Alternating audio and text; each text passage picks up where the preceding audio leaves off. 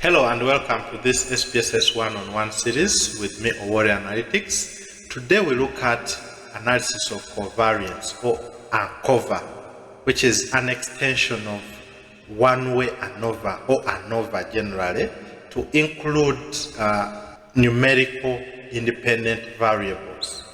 So we look at how to run it in SPSS, how to interpret the results, the assumptions, and then how to present your results for your research. In this episode, we use a dataset that has been modified to run an analysis of covariance.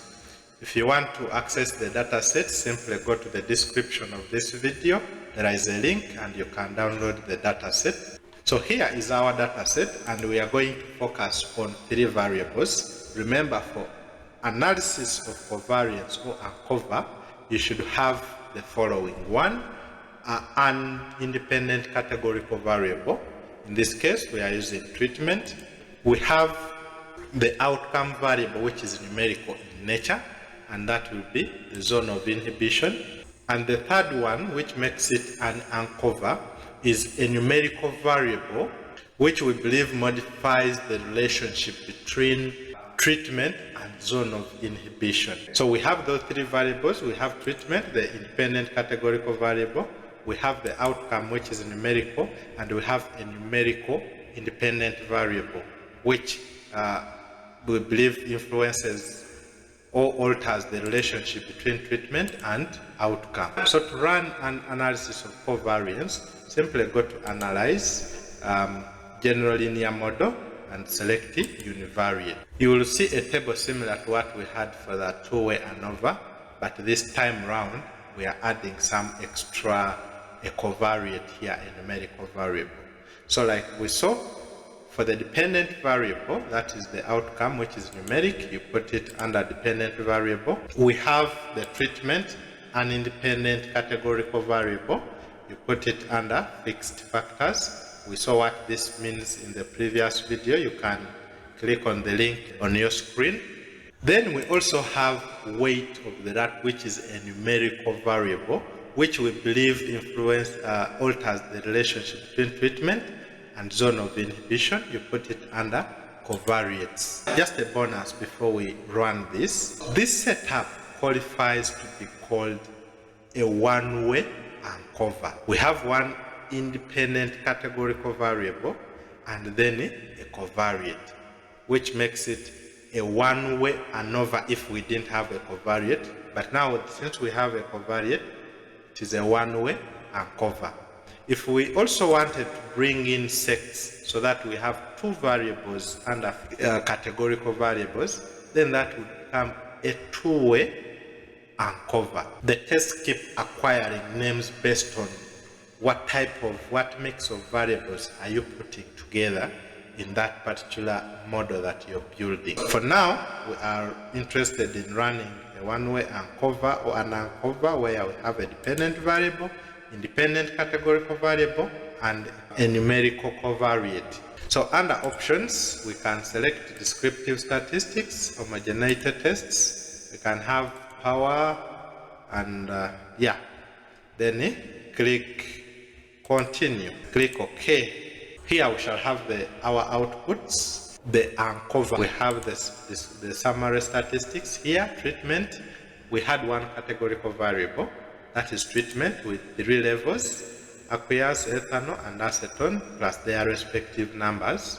Then we have the descriptive statistics, the means per each category and their standard deviations, together with their respective numbers. Like we've seen previously, the assumptions of either using one-way ANOVA or two-way ANOVA, you can check the previous videos for this, but we emphasized the importance of checking for equivariance, that assumption, because at least for F-test is robust, can be used when normality has been violated, but for equivariances, make sure it has passed. And here, to test for equivariances between the different groups, SPSS uses the Leibniz test for equality of variances. The null that we are testing is that the error variance of the dependent variables is equal across all groups, meaning we are interested in a non-significant p-value for this assumption to be passed. Like here we have a p-value above 0.05, indicating that we can't reject this null. The error variance of the dependent variable is equal across groups. So that assumption for this ANCOVA has been passed. We can now proceed to interpret the findings.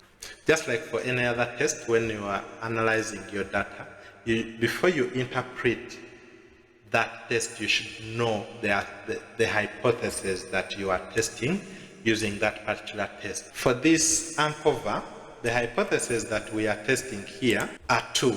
The null is stating that after controlling for covariates, in this case, after controlling for the weight of the rat, the group means are equal.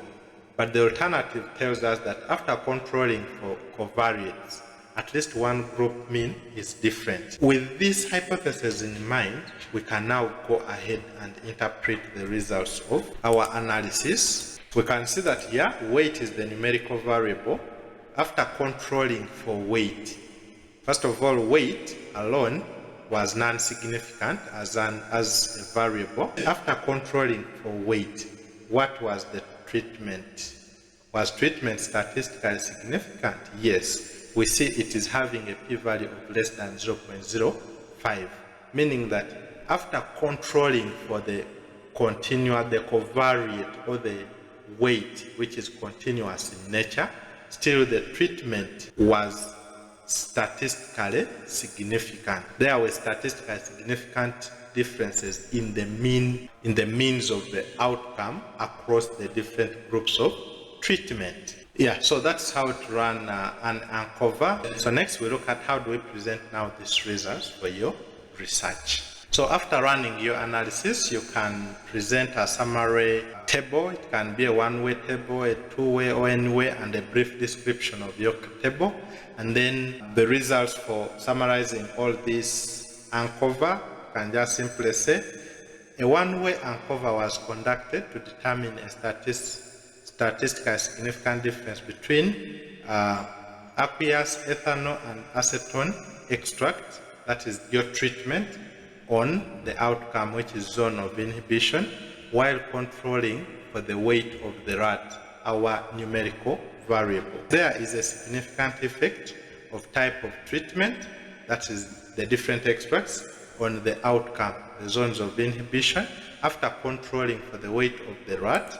And we now provide the statistics to support this, the F at 2 degrees of freedom, and then the within degrees of freedom, or the error degrees here, 146. The F statistic is 5.174, and the p-value is 0.007. You can always modify based on the specific requirements for your institution. So basically, that's how to run and uncover the assumptions and how to present the results. Next, we look at ANOVA, which is used when you have more than one numerical outcome. So don't forget to like and subscribe to our channel so that you do not miss out any of our episodes. See you in the next video.